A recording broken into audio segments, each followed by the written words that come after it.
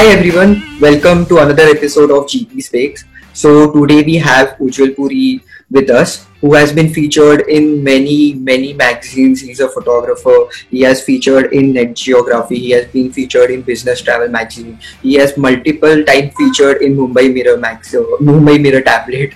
And so hi sir, hi, how are you? Hi, good afternoon to everyone. Hope everyone's doing safe. So let's begin. Yeah, I hope you are also doing safe, sir. Thank you. Yeah, so sir, before we start with the question, so I recently saw on your timeline that you have posted an image of your gears, like your drone, your camera, your lenses, and they were Canon and Nikon. So, like, which is your favorite camera? I prefer using my Nikon because I'm started with it and I'm very much used to it. The Canon was gifted to me by someone. It was a very old model, so if I don't use my Nikon and like if I really need to take a picture, then I would take it from the Canon. But like everything what I need, I use it on my Nikon with my lenses.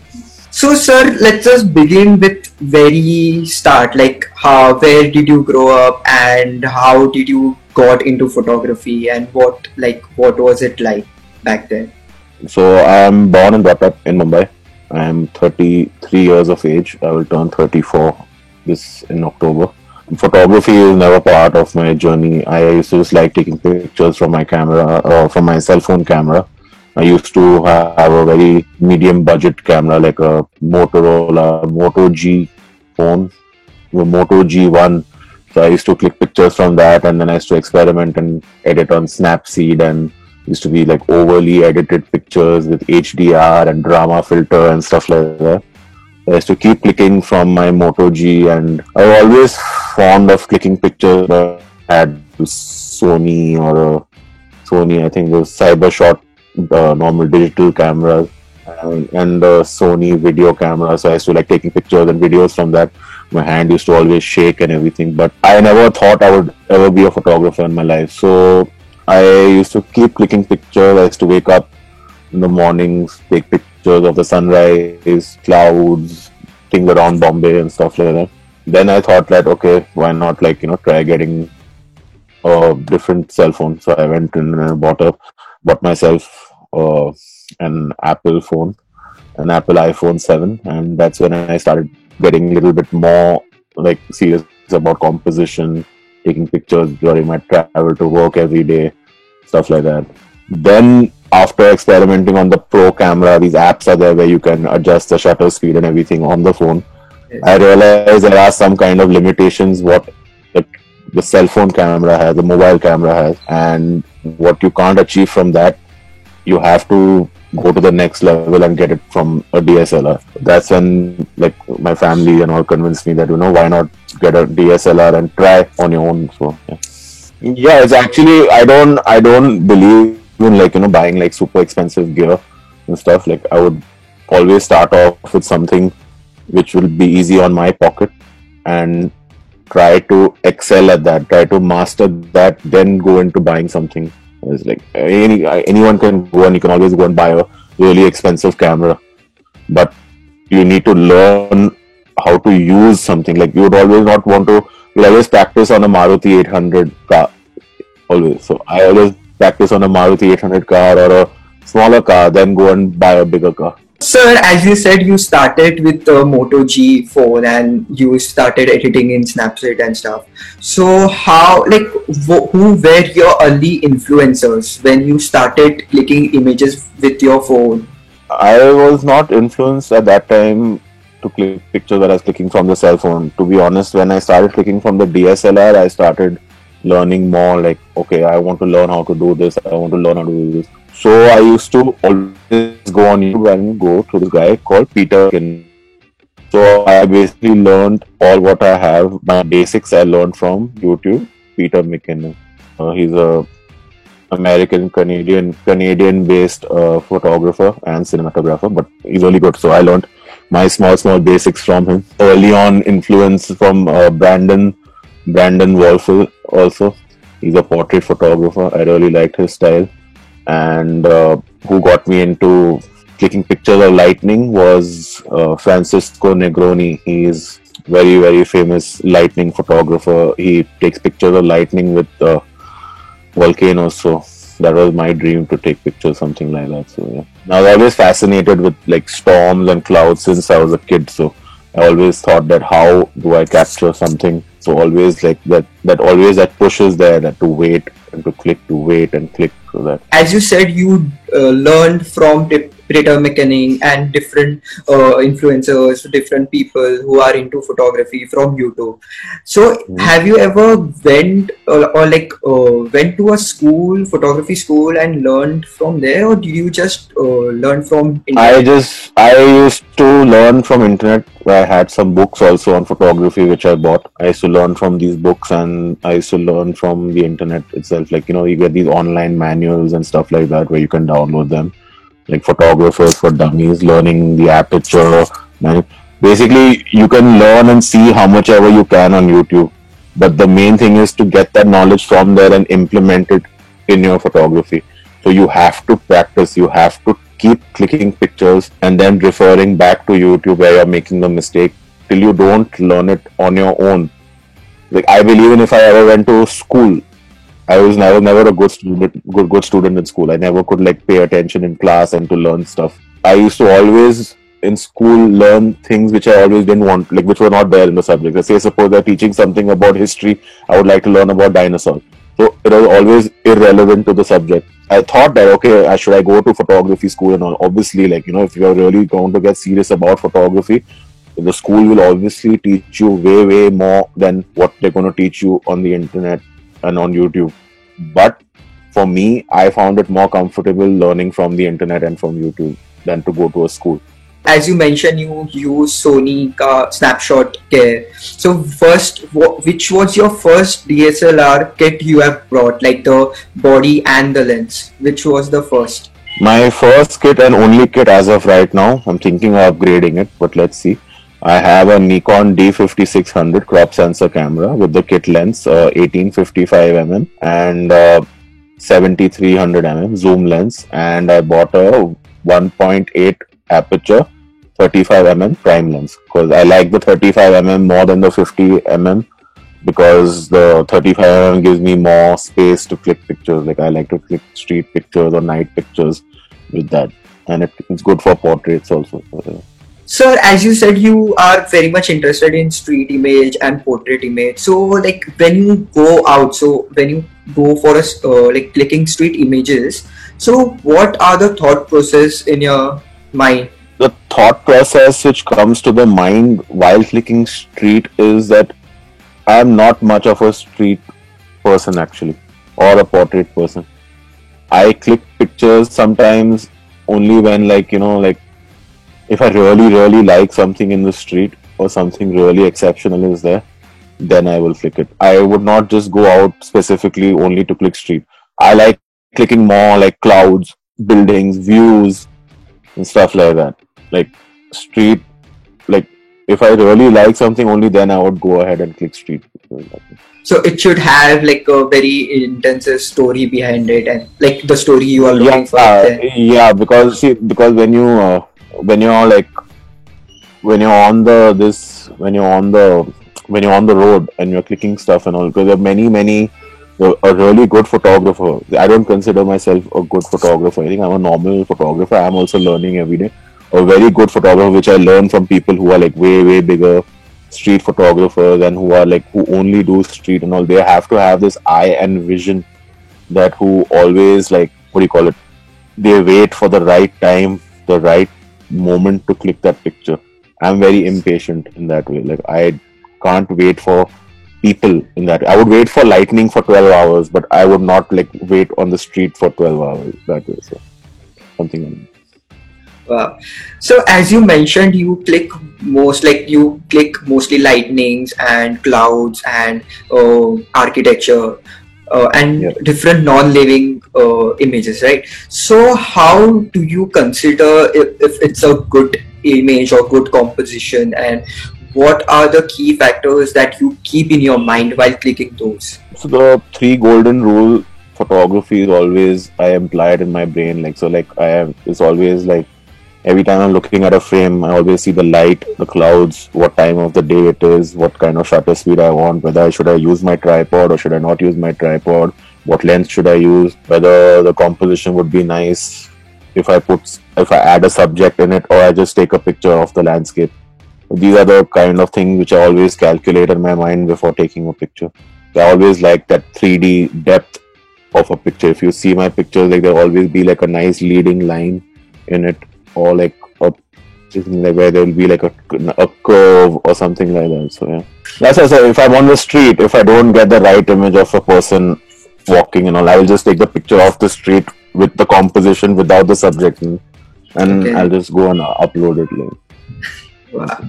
Nowadays, everyone have access to like camera. Even in their phone, they have very good quality camera. If you have iPhone, it's very good. Samsung also are releasing very good quality camera. So, how do you make a differentiation between a professional photographer and a person who is just doing for a hobby? But when there is a client who want to hire someone, so how can he differentiate between those people?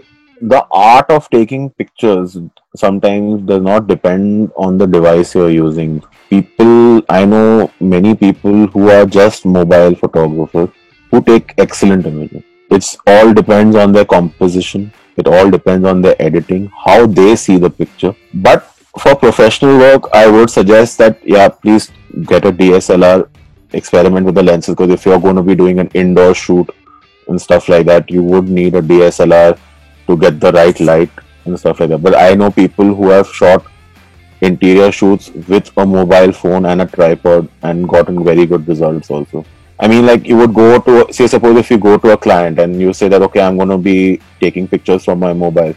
It's just like a mental image that you're going to try to create with your client, that he'll be like, is this guy serious that he's going to take pictures? But then you have to make your work speak for itself. And like for travel and stuff like that, mobile cameras are very, very good and stuff like that. People are shooting in RAW and taking really, really good images with mobile cameras. But then there are, as I said even earlier, like when I was using the mobile phone camera, there are some limitations, like that extra clarity, that some little bit that will be missing from it. Like, but the cameras are progressing into like very, very good.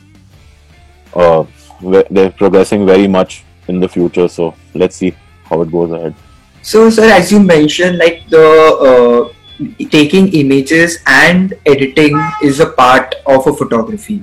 So, what editing software and what exactly you have to edit in an image after you take? What is the exact process you follow? So now, clicking a picture, you can just upload it directly from the thing if it's come out really good from your phone or your mobile, and put no filter and upload it.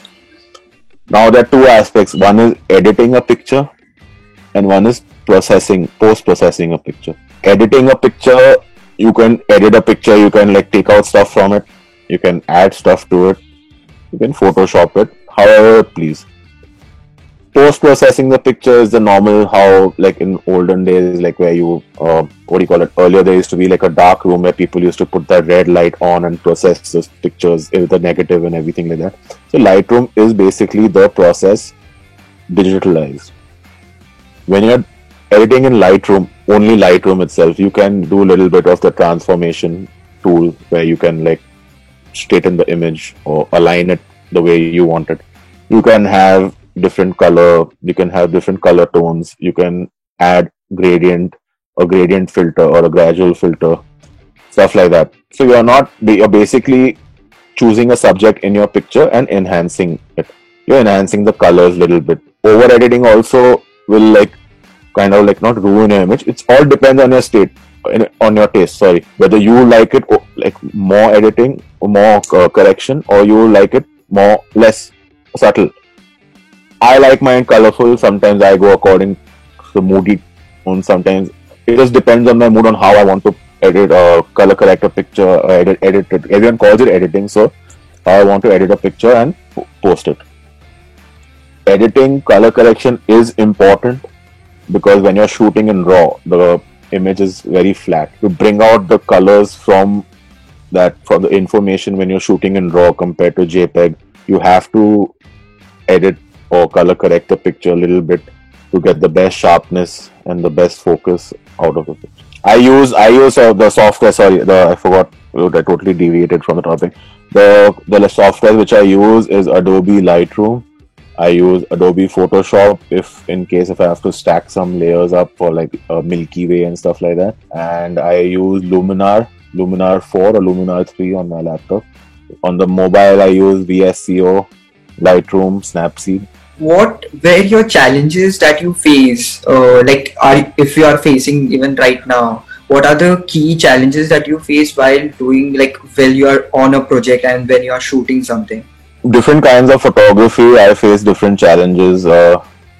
When I'm shooting for an aerial photography shoot, like when my clients hire me for an aerial photography shoot with a drone, the biggest challenge is weather. To go first and at least for half an hour, 45 minutes before your shoot begins, you have to plan out the shot. So at least one battery of the drone would go just in planning the shot out, like how you want it, what perfect angles you need, where you want to take pictures from. But before even touching or flying the drone, you have to look out open in the sky that if there are any wires, are there any trees, are there any people around, what is the weather going to be like, are there any birds flying, because the birds are always attracted to coming to attack the drone. So all these things you have to always see with the local authorities and like that, if you're close to an airport or a helicopter, helipad or anything. So all these factors are the challenges. So yeah, and the permissions are taken, of course, like by the client itself. So that is one thing which I don't have to worry about. But these are some challenges for the aerial photography. For now, taking pictures of lightning, it's very, very dangerous. Total risk to my life. So I'm standing with a tripod in the middle of a thunderstorm. The problem is that my gear is not waterproof or weather seal. So that is one factor. You have to see whether it's going to start raining. So you have to pick up the tripod and run. You don't have to slip. Then the other thing is that you have to not get hit by lightning. So some challenges are that sometimes there is lightning and you have to wait for 8 hours, 6 hours, 7 hours, and you don't get any lightning. So it's time consuming also. Sometimes you have to wait I've waited like one full night, like from 7 in the evening till morning, but I have not captured anything. So as I was scrolling through your Instagram profile, I saw you have many images. As you have been born and brought up in Mumbai, so you have many images of Mumbai. So what do you think there is a special thing attached to Mumbai where photographers can find stories, or is it just like a place, or if Mumbai has that special thing or something like that? Mumbai, being it one of the biggest cities in India and the most populated city in India, it's got people from all walks of life. It's got its natural beauty around it because it's surrounded by water. It's basically an island city.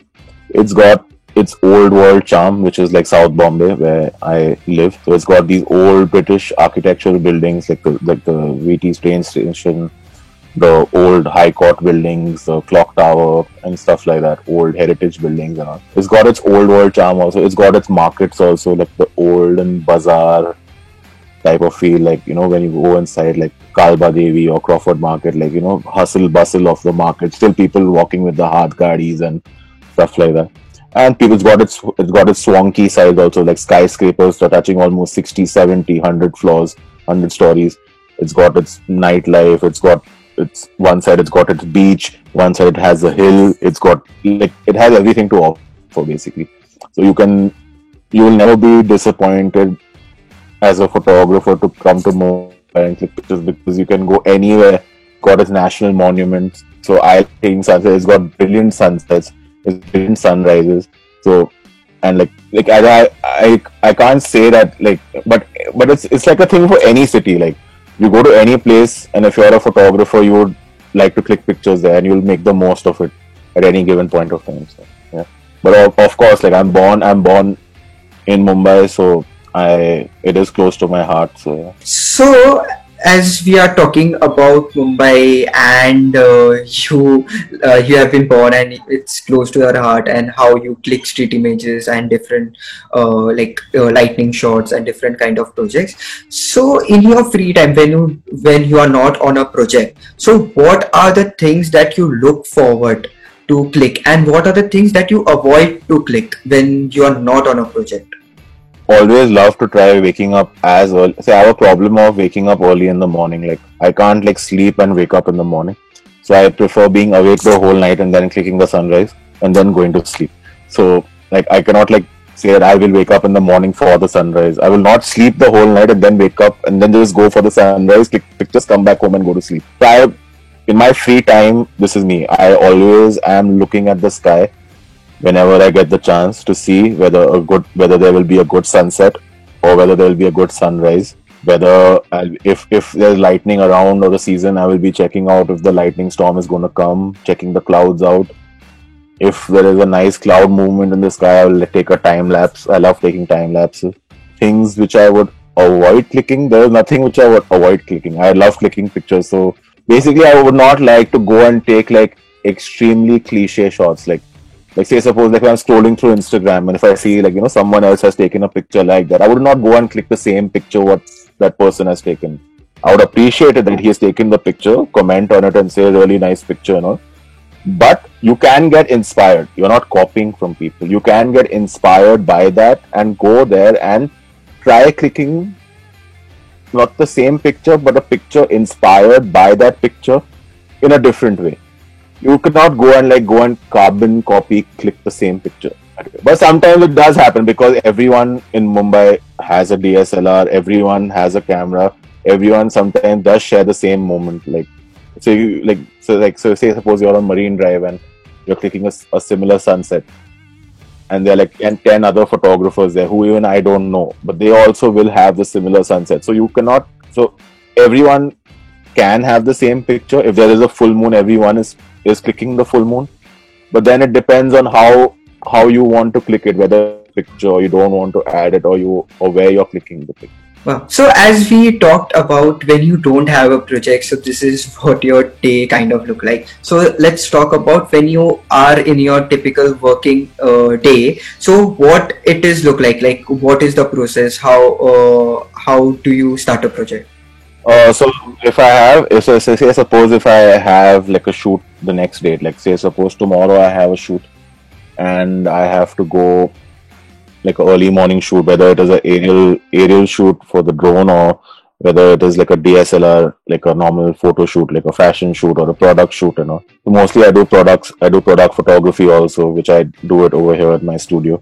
I'm starting with the DSLR. So if I have it, I've checked my tripods, I have to check my camera, clean the camera, check the memory cards, batteries, make sure that they're formatted, the memory card is formatted, so because there should not be an error while clicking the pictures.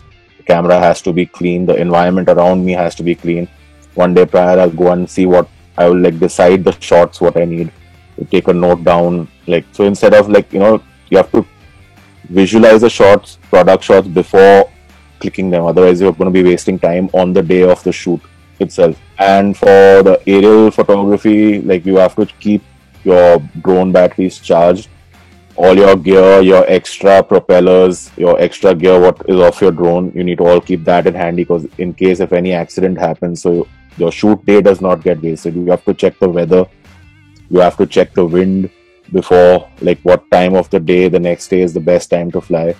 You have to because sometimes you have to keep the memory card also again of the drone and everything ready, both things charged. You have to update your drone. So always, if you're going to be doing a shoot the next day, make sure you update it the previous night and check if everything is okay. Otherwise, you're going to be at the site and suddenly it asks you for an update.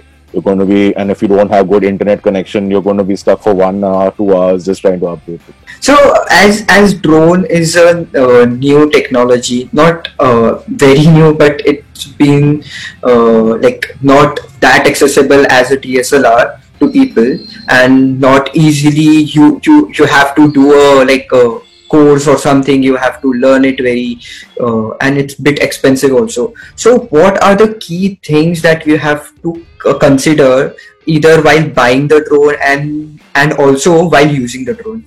So while buying the drone, you have to see whether like whether where would you want to fly it, whether what is the purpose for it. Like if you're a wedding photographer or a pre-wedding thing, which kind of drone do you want? What are your local authorities and police laws saying? What is like if you're going to invest that much money into it, is it going to be worth it? You're spending that much money, or if you want to travel, and also you can always buy like the Mavic Mini, which is a drone which is below the weight. It's a micro drone, so you can carry it with you anywhere without any problems and fly it anywhere without any problem. So these are the things what you have to always keep in mind before purchasing a drone. While using it, your permission and all, you have to always take permission from your local authorities, which is the police and stuff. But you have to, if you're doing work for a client, so the client arranges for it and stuff like that, because you're flying over that property. You have to see you're not flying over people, overhead wires. You have to see for birds. You have to see for wind speed. You have to see if you're not trespassing anyone's property, or if you're not going close to anyone's house. So there are many things you have to take care before flying. So drone photography, it's like very you have to be very alert while you are doing it. You have to basically everyone thinks, see, flying a drone is very easy. Okay. It's the easiest thing to fly and the easiest thing to crash. So if you're not careful and if you're stupid, you are going to crash it. So you have to have practice and have that confidence, because in the end you are flying an object in the sky.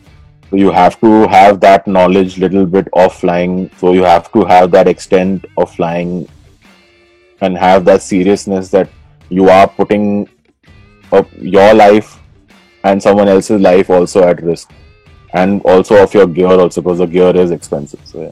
So sir, like do you remember your first shot you have took, like from your phone or any phone? Yeah, every time I buy a new device or a phone or a DSLR, my first shot is I go to my mandir and I take a picture of God. And I have all my first shots of the phone, DSLR or drone, always, all of them are there, and they're clicked of God. I take a picture of either Ganpati or Devi, whichever God is there in my temple, I take a picture of that. Sir, as we spoke about editing, you use Lightroom, you use Adobe Photoshop, you use Lumens and many other software. So like how long does it take to edit an image? Like is your timing is very... Sometimes when your day is not right, sometimes it can take like 1 hour also to edit an image. I've edited once a picture for 6 hours also. But sometimes you edit a picture in 2 minutes also and the picture comes out nice. Sometimes you take 40 minutes also to edit a picture and it comes out like you don't like it. So when you are in a creative, like when you are stuck in like a creative rut, like you're looking at the image, you're editing it, but it's not coming out nice. You take a break, like you shut your computer screen, you go watch something for 10-15 minutes, come back to the picture, or even after editing, you come back to the picture, change the background of the computer or the light or the setting you're in, and then go on to edit, it will come out better. Because sometimes when you're editing a lot of pictures at one time, like, you know, the colors start playing with your brain. So, yeah, sometimes editing a picture for me, like sometimes it takes like 5 minutes, 3 minutes, 2 minutes. Or sometimes it takes 10 minutes, 15 minutes, 20 minutes. So yeah, because the timing is everything. Yes. So when in today's competitive world, or like say suppose on Instagram or social media, say suppose there's like an event going on, you have to be fast, go click the picture, come back, edit it, post it. Because if everyone else is going to be posting the same image at the same time, the relevance of the picture goes. So you have to be quick in doing it.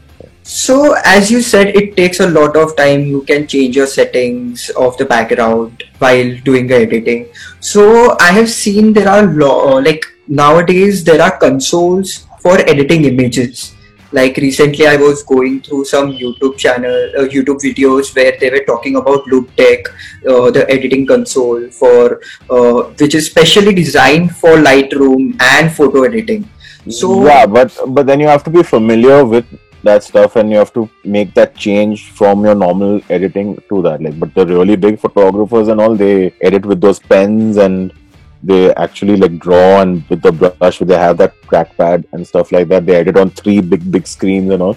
I have not reached that level, or maybe like in the future, if I get a lot of money, I can buy and invest money into like that kind of a setup. But right now, I'm just editing from my laptop. If I don't know something about that, I've seen those kind of YouTube videos and all. It's very impressive, but to reach that, you need to be like full time into photography and have that kind of money to invest into your photography. So, sir, as we are talking about your editing and how you take, for some images, you take so much of time to edit. So, which is your favorite image or favorite project that you have done till now, and why is that project very special to you? All my lightning shots are very special to me. I really enjoy editing my lightning shots because while I'm clicking it, you just quickly check on the camera that whether you've got the shot or not, and you know that okay, yeah, this image is there, and I can't wait to like pack up from the shoot, go home, put it on the laptop, and then finally see whether how the picture has come, whether it is shaken or not shaken. So all these things are in mind. So definitely editing lightning and editing landscape, sunset pictures is my favorite thing to do. I love to edit sunset pictures. And the picture which has taken me the most time to edit is actually like a Photoshop render, a Photoshop image which I took. It's a picture of an aerial shot of Mumbai where there are many taxis in it. So that taxi shot, to put the taxis over there, took a lot of time. Took me almost Oh, 8 hours to edit that picture. So yeah. 8 hours, wow. Yeah. That's really nice. Okay, so sir, as you mentioned, you love lightning shots. You are crazy behind lightning shots. So, is Yeah, there but any? the thing with the lightning is that it only comes like like for the first 2 weeks or 3 weeks of the monsoon, and then for the next, when the monsoon is going away, if you're lucky enough to capture a thunderstorm at the retrieving monsoon, so that way, so that excitement is that, and that you have to wait for another 1 year to get that lightning again back again when the monsoon has to come. But I love taking sunset shots, sunrise shots. I love taking landscape shots. I love photography. I can click whatever, anything what interests me. So, yeah. Whether it is animals or So, sir, last question that I would like to ask, like, if you have any advice for our aspiring photographers. my advice is click for yourself. Be happy with what you click. If you're not happy with what you're clicking, how you're going to be, you're going to keep on worrying what other people are going to think. So till you're not happy with your pictures, like your work is not going to be at par with what you want it to be for to represent it. And don't stop clicking. Don't get demotivated. Everyone faces and times where like you're like, oh, I don't feel like picking up the camera, so I don't feel like taking any picture, or my editing is not good, or I'm not getting likes on social media, or I'm not getting followers, or my reach is not good on social media. Everyone goes through it. Even I go through it.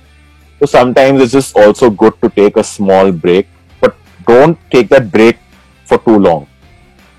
You have to snap back, then focus. Don't give up. Keep clicking and keep focusing. Keep on practicing, and you will get there. So everyone starts off from somewhere where nothing. I was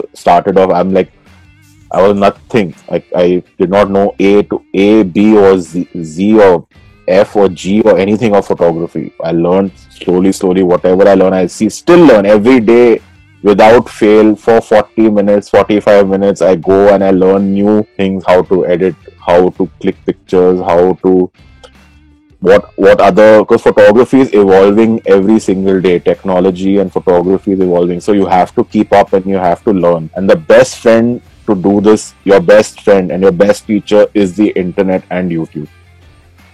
So yeah, it's there. All the knowledge is there at your fingertips, so you can always learn. And if you want to get more serious into learning, there are online classes also. There are many iLearners there, and many different classes which are there. Udemy and Skillshare and Yeah. stuff like that. Yeah, so there are many places where you can learn, and there are also free courses also on YouTube. So yeah. Yeah, it's just like on your fingertip. You just have to grab those courses and you have to learn it. Thank you so much, sir, for joining us. It was Most really welcome. very insightful for me, and I hope it was very insightful for our audience also. So, thank you so much, sir, again for joining us, Most welcome. Thank you for having me. and stay safe, sir. Okay. Yes, you too.